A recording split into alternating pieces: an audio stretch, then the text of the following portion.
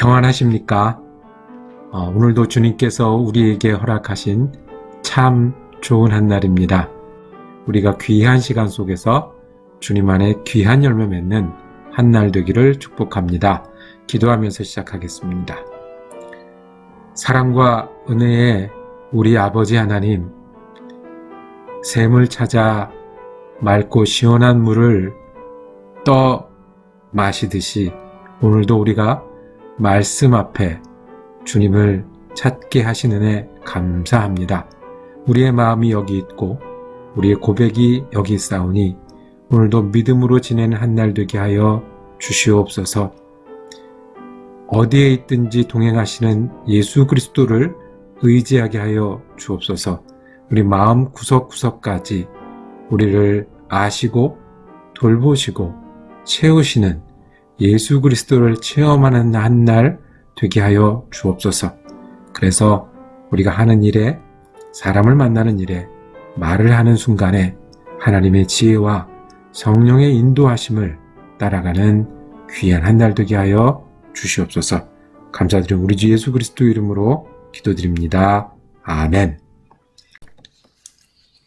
오늘 우리가 읽으실 성경 한 장은 구약성경 레위기 13장입니다. 그 중에 2절과 3절 말씀 받들어 읽겠습니다.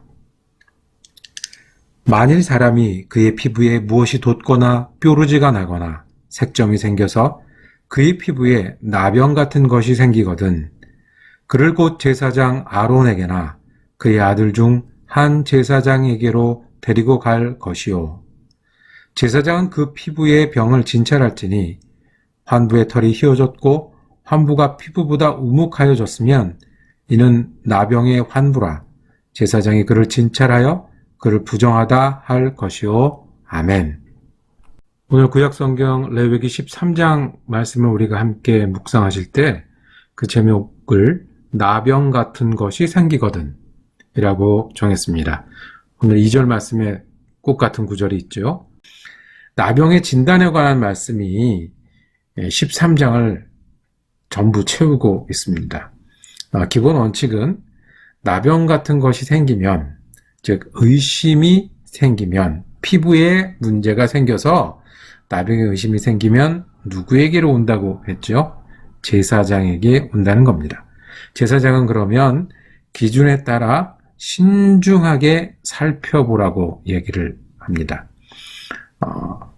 오늘 2절에 보면 털이 휘어졌는지 그리고 환부가 우묵하여졌는지 그런 기준으로 제사장은 나병을 판단하고 그리고 결정을 내리게 됩니다. 어떤 경우에 잘 안 보이잖아요. 이게 문제가 있는 것 같기도 하고 아닌 것 같기도 하고 그렇게 되면 일주일 동안 격리를 하는 겁니다. 그러니까 일주일 동안 혼자 지내게 했다가 다시 일주일 뒤에 와서 그 병의 상황이 더 나빠졌으면 이것은 병이구나 라고 결정을 하고 그 다음에 그 사이에 좀 회복이 됐으면 이거는 그렇게 심각한 병이 아니었구나 해서 많은 경우 2번까지 일주일 동안 일주일 뒤에 보고 일주일 뒤에 보고 하는 내용들이 13장에 여러 차례 나옵니다. 여기서 나병이라고 말할 때 제사장에게 와서 제사장이 판결을 내려주는 그 나병이라고 말할 때 꼭 우리가 아는 그 한센시병, 즉 옛날에 문둥병이라고 불렸던 그 병만을 의미하지는 않았습니다. 6절에 가보면 피부병도 이야기를 하고 있고 그 뒤에 가면 저 뒤쪽에 가면 백반증이라고 그러죠. 피부가 하얗게 변하는 그런 것도 오늘 말씀 중에 포함이 되어서 이 나병 같은 것에 여기가 들어갑니다. 18절에는 종기 그리고 24절에는 화상으로 인해서 이제 세균 감염이 되는 거죠. 쉽게 말하면 종기가 덫이 나서 병이 커지는 거, 피부가 많이 상하는 거 이런 내용도 이제 그 13장에는 있습니다. 저 뒤편에 가면 47절에서 마지막까지 가보면 옷이나 가죽이나 병에 생기는 곰팡이까지 이 나병이란 이름 속에 다 들어가서 제사장에게 와서 신중히 살피고 제사장이 병이다 아니다 판단하게 되어 있었습니다. 이 나병이란 단어를 그러면 여기서 어떻게 사용되었느냐를 조금 더 보면요. 이 차라앗이라는 단어를 사용했습니다. 이것을 번역하면 말 그대로 나병으로 번역을 합니다. 근데 이 차라앗이라는 단어가 어디서 왔는지 굉장히 오래전부터 쓰여졌기 때문에 여러 이야기가 있지만 대체적으로 이게 땅에 떨어진다 라는 의미가 있고요. 멸망시킨다, 비천하게 하다 라는 그런 의미가 있다고 합니다. 그러니까 이 나병은 우리가 말하는 어떤 특정한 어떤 병, 한센시 병만 의미하는 게 아니라 땅에 떨어지게 하는 것, 멸망시키고 비천하게 하는 것.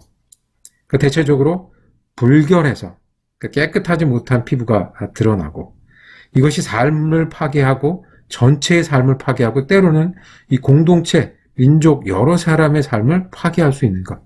전염성이 있어가지고 이 병에 걸린 사람이나 걸리지 않은 사람이나 이거를 굉장히 조심하지 않으면 안 되는 것.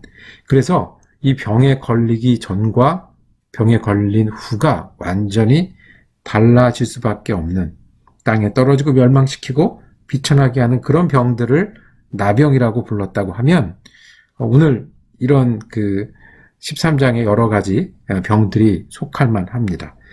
이거를 바라보는 사람이나 병에 걸린 사람이나 당시에는 이 재앙이나 하나님이 주신 형벌로 해석하기 충분한 그런 병들이었습니다.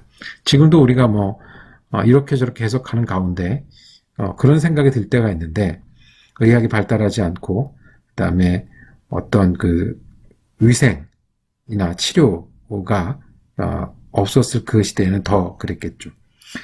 이 나병 같은 것이 생겼을 때 제사장에 와서 판결받는 내용들을 보면서 우리가 두 가지를 묵상하기를 원합니다. 하나는 이 병을 제사장에게 와서 판결하라고 했습니다. 스스로 병을 살펴라라고 말씀하지 않으셨고요. 의사나 지도자에게 가라고 하지 않고 제사장에게 오라고 했습니다. 어떤 의미가 있을까요? 이 병의 심각성이나 또는 이 병이 바꾸어 놓는 삶의 모습, 환자가 고통받고 그 다음에 함께 살 수 없고 그리고 환자 주변 사람들도 완전히 달라지는 이것을 형벌까지도 생각을 했기 때문에 이 일은 제사장에게 와서 알리고 판결을 받고 그 다음에 어떤 일들을 해야 되는지를 결정하는 이 종교적이고 의식적인 그러니까 그 예배가 포함되는 그런 일로 바꾸어 놓으신 겁니다.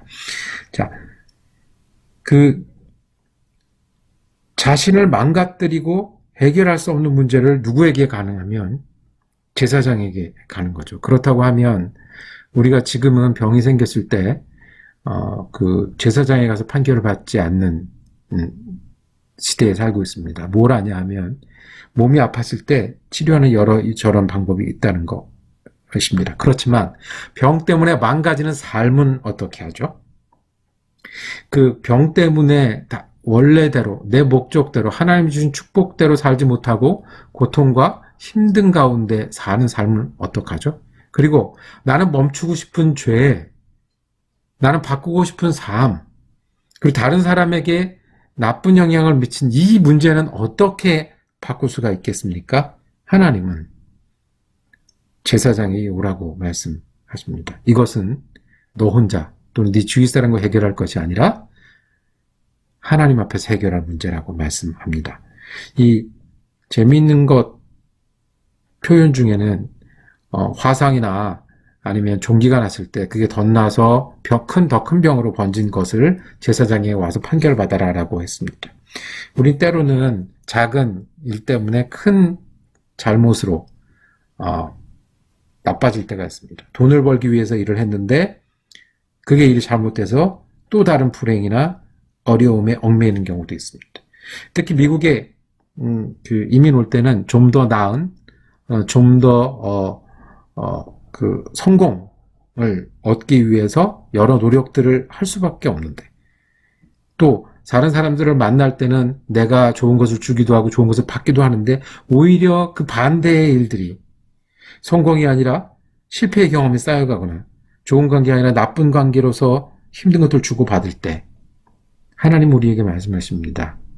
그거를 하나님 앞에 갖고 오는 문제다. 하나님과 함께 해결해야 될 문제다. 라고 말씀합니다. 이걸 얼마나 심각한 줄 알기 때문에, 그리고 나 혼자 해결하기 어려운 건 줄 알기 때문에, 그리고 다른 사람에게 문제가 생기는 거 알기 때문에 하나님은 우리에게 이 문제, 죄의 문제, 허물의 문제, 어그러진 관계의 문제들을 하나님 앞에 갖고 오기를 원하십니다. 여러분들은 어떤 문제들을 갖고 오기를 원하십니까? 우리가 이제 코비드-19 때문에 알게 된 게 있습니다. 과학이 발달하고 의학이 발달했는데 그 발달된 의학이 코비드-19에 대해서 말하는 것은 떨어져 지내라는 겁니다. 뭘 고치거나 뭘 이렇게 바꿔놓을 수 있는 게 아니라 떨어져 지내라는 겁니다. 사람들이 많이 모여 사는 대도시에서 어떻게 떨어져 지냅니까? 그러니까 식당도 문을 닫아라, 학교도 하지 마라, 교회도 모이지 마라. 이게 우리가 할 수 있는 거다. 그래서 바꾸자. 이래서 고치자. 이래서 이 심각성을 해결하자라고 이야기를 합니다. 그 보면서 우리가 생각하죠. 우리가 만약에 하나님 앞에 죄의 문제를 이렇게 만약에 심각하게 생각했으면, 내가 실수하고 잘못하지 않기 위해서 격리도 하고, 내가 다른 사람에게 나쁜 영향을 안 미치기 위해서 셧다운도 하고, 내가 이대로 갈 수 없으니 나를 바꾸겠다고 어떤 마스크도 하고 고치기도 한다고 테스트도 하고, 그렇게 살면 우리가 참 하나님이 주신 목적대로 살 수 있을 텐데, 하나님이 우리에게 원하시는 그 은혜 그리고 축복, 헌신대로 살 수 있을 텐데 라는 생각도 한편으로 하게 됩니다. 코비드-19과 우리의 죄가 다른 거는, 코비드-19는 보인다는 거고 우리 죄는 안 보인다는 겁니다. 코비드-19과 우리의 허물이, 또 우리의 고통이 다른 거는, 코비드-19는 보이는 거고 우리의 잘못된 일들은 아직 들키지 않았다는 겁니다. 문둥병에 걸렸을 때 하나님은 제사장이 오라고 하셨습니다. 그 삶의 심각성과 파괴성을 알기 때문에 그렇습니다. 우리의 영혼의 나병 같은 것들은 우리의 죄요, 어그러진 관계요, 실패였습니다. 하나님 앞에 나아가기를 원합니다.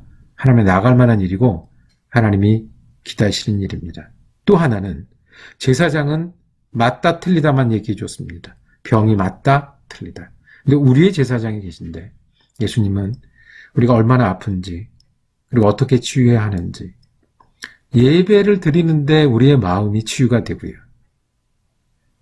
하나님을 의지하는데 용기가 생기고요, 내가 이 문제를 어떻게 해야 될지 모를 때 다시 출발할 힘을 주십니다.